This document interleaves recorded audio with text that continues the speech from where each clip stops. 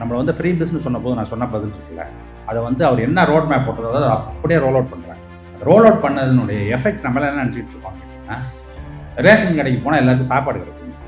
ஆனால் ரேஷன் கடைக்கு போனால் எல்லாருக்கும் சாப்பாடு கிடைக்குதுங்கிறது ரூரல் இந்த பவர் ஸ்ட்ரக்சர் எப்படி மாற்றுச்சுங்கிறதுக்கு உண்டான டாக்குமெண்டேஷன் நம்மள்கிட்ட. எத்தனை ஆந்த்ரோபாலஜிஸ்ட் படிச்சிருக்கான், எத்தனை சோஷியாலஜிஸ்ட் படிச்சிருக்கான், எத்தனை ஹிஸ்டாரியன் படிச்சிருக்கான், எவனா ஒருத்தன் எழுதியிருக்கான் அதை பற்றி. இந்த இன்டர் ஜெனரேஷன் மொபிலிட்டி வந்து தமிழ்நாடு நடந்திருக்கிற அளவுக்கு வேறு எங்கேயும் நடந்துக்கிறது எங்கள் 2 பேருக்கு ரொம்ப தீவிரமான ஒரு கருத்து. போன ஜெனரேஷன் முதல் ஜெனரேஷன் என்ன பண்ணலாம், போன ஜெனரேஷன் என்ன, இந்த ஜெனரேஷன் என்ன இருக்காங்கிறத மேப் பண்ணீங்கன்னு வச்சுக்கோங்க, ஃபினாமினலான சேஞ்ச் தெரியும். அந்த சேஞ்ச் நம்ம வந்து இது வரைக்கும் டாக்குமெண்ட் பண்ணல. நானும் விஜய் பாஸ்கரன் பேசிட்டு இருந்தோம், என்ன விஜய் ஆக்சுவலாக இது பயந்துட்டு விட்டுடும் செய்யாமல், ஆக்சுவலாக அடுத்து மறுபடியும் செய்யணும். எனக்கு இப்போ நம்ம இம்ப்ளிமெண்ட் பண்ணுறது, டிசைன் பண்ணுற ப்ரோக்ராம் எல்லாம் ஒன்றும் கிடையாது. கலைஞர் என்ன மாதிரி போட்டு வச்சுட்டு போனாரோ அந்த ஃப்ரேம் ஒர்க் வச்சுக்கிட்டு அதை தூக்கி இதுக்குள்ளே போட்டிங்கன்னா கரெக்டாக வந்துகிட்டே இருக்கு போடுங்க. அதனால் ஓடும். ஏன்னா அவர் க்ளீனாக அது எல்லாத்தையும் கன்சீவ் பண்ணி அது எல்லாத்தையும் எப்படி இம்ப்ளிமெண்ட் பண்ணணும் அப்படிங்கிறத ரொம்ப பக்கா ஒர்க் அவுட் பண்ணி வச்சுருக்காரு. இப்போ ஒன்றும் இல்லை, ஒரு எக்ஸாம்பிள் சொல்லுமா, காலேஜ் போகிற கேர்ள்ஸுக்கு வந்து மாதம் போகணும்ல, அதை எவாலுவேட் பண்ணேன். அது பண்ணால் அதில் என்ன வருது, பெனிஃபிஷரிஸ் வந்து 98% ஆட் பண்ணேன்.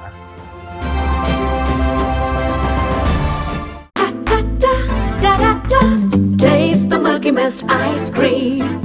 Milky Mist ice creams. இந்த புக்கை வந்து செப்டம்பரில் ஆக்ஸ்போர்டில் வந்து நம்ம முதலமைச்சர் வெளியிடுற அன்னைக்கு நான் அங்கே இருந்தேன்.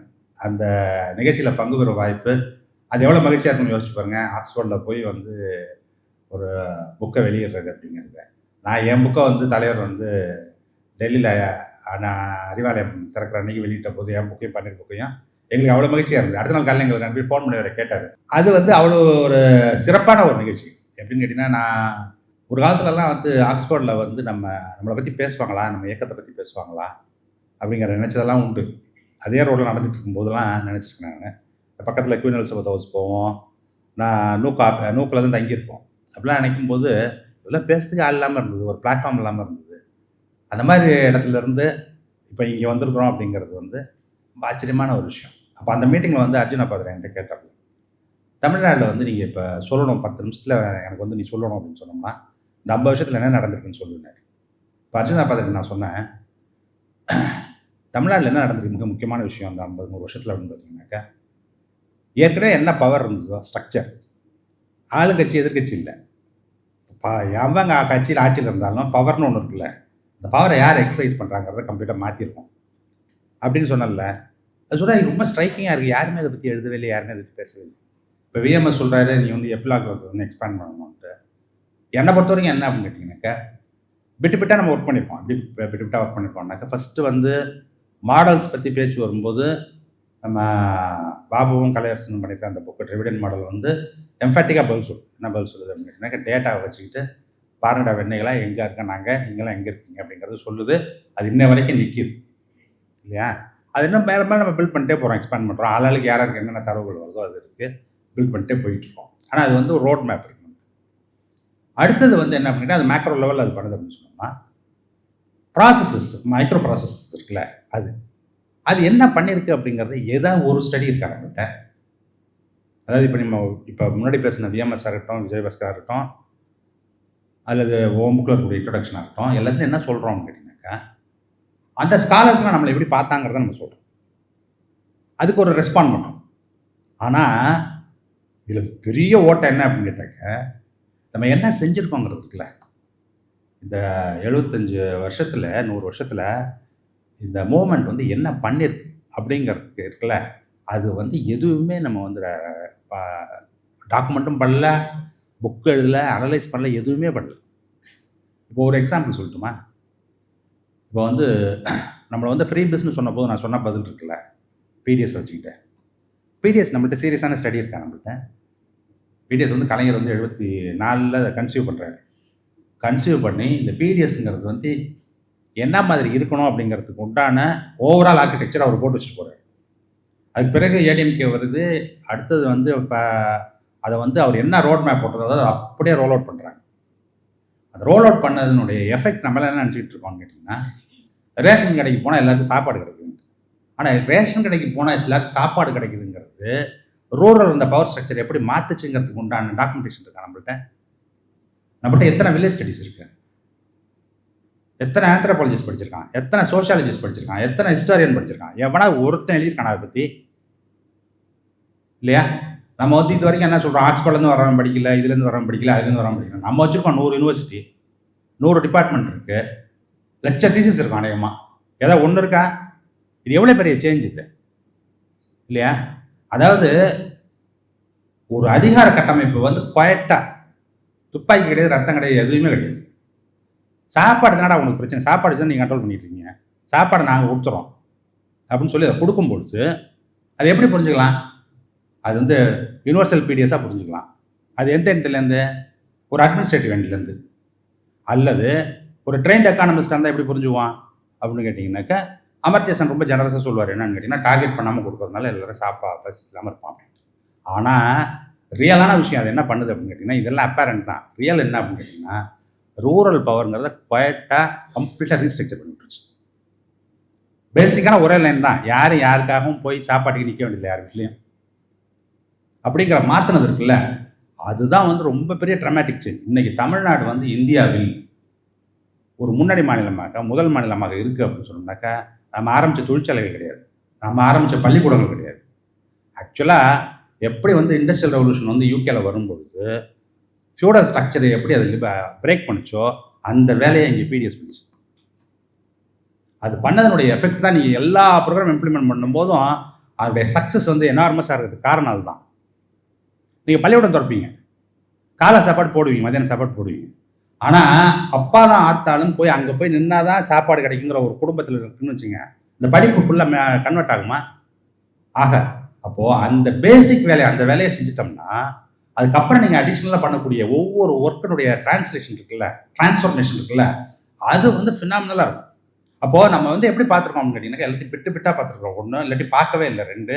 இன்ஃபேக்ட் நம்ம செய்ய வேண்டிய வேலை எனக்கு என்ன தோணுது அப்படின்னு கேட்டிங்கன்னா, காம்ப்ரஹென்சிவாக ஸ்டேஜ் பை ஸ்டேஜாக ஒவ்வொரு இடத்துலையும் என்னென்ன திட்டங்கள் கொண்டு வர்றாங்க, எப்படி இம்ப்ளிமெண்ட் பண்ணுறாங்க, அது எப்படி வந்து ஒன்னோட ஒன்று டோட்டல் பண்ணி இது எங்கே கொண்டு போய் சேர்த்துருக்கு அப்படிங்கிறது, அதை வந்து நம்ம இன்னைய வரைக்கும் அது பார்க்கவே இல்லை.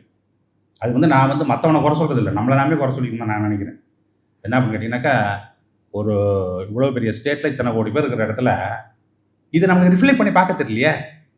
அப்போ இது எவ்வளோ பெரிய ஃபெயிலியர் நம்மளுடைய இன்டெலெக்சுவலுக்கு. ஒன்று டிஸ்ஆனஸ்டி. இன்ஃபேக்ட் என்ன கேட்டிங்கன்னா, நம்ம வந்து ஒன்று பார்க்கறதுக்கு தவறிட்டோம், ஒன்று பார்த்தவரெல்லாம் சொல்லாமல் இருக்காங்கிறது அவனுடைய டிஸ்ஆனஸ்டி.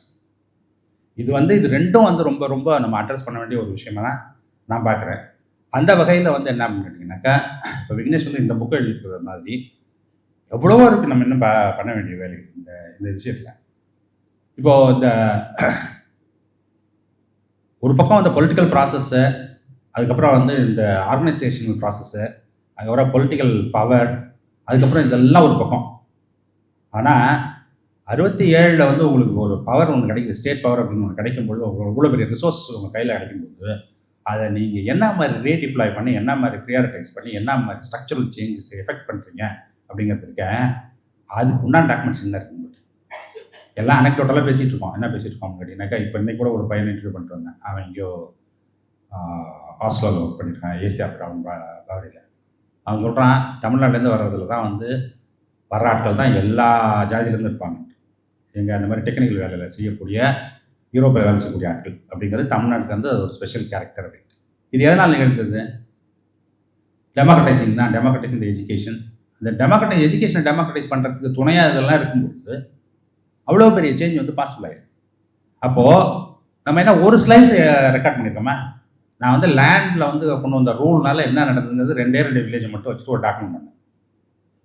இப்போ அந்த மாதிரி எஜுகேஷன் என்ன பண்ணுச்சு? நானும் விஜயபாஸ்கரும் பேசிகிட்டே இருந்தோம். என்ன விஜய் படிக்கணும் அப்படின்னாக்கா, ஆக்சுவலாக இது பயந்துட்டு விட்டுடும் செய்யாமல், ஆக்சுவலாக அடுத்து மறுபடியும் செய்யணும். அதை என்ன அப்படின்னு கேட்டிங்கன்னா, இந்த இன்டர் ஜெனரேஷன் மொபிலிட்டி வந்து தமிழ்நாடு நடந்திருக்கிற அளவுக்கு வேறு எங்கேயும் நடந்திருக்காதுங்கிறது எங்கள் 2 பேருக்கும் ரொம்ப தீவிரமான ஒரு கருத்து இருக்குது. என்ன தீவிரமான கருத்து இருக்குன்னா, போன ஜெனரேஷனுக்கு முதல் ஜெனரேஷன் என்ன வரணும், போன ஜெனரேஷன் என்ன ஆனால் இந்த ஜெனரேஷன் என்ன இருக்காங்கிறத மேப் பண்ணிங்கன்னு வச்சுக்கோங்களேன், ஃபினாமினலான சேஞ்ச் தெரியும். அது அந்த சேஞ்ச் நம்ம இன்னும் இது வரைக்கும் டாக்குமெண்ட் பண்ணல.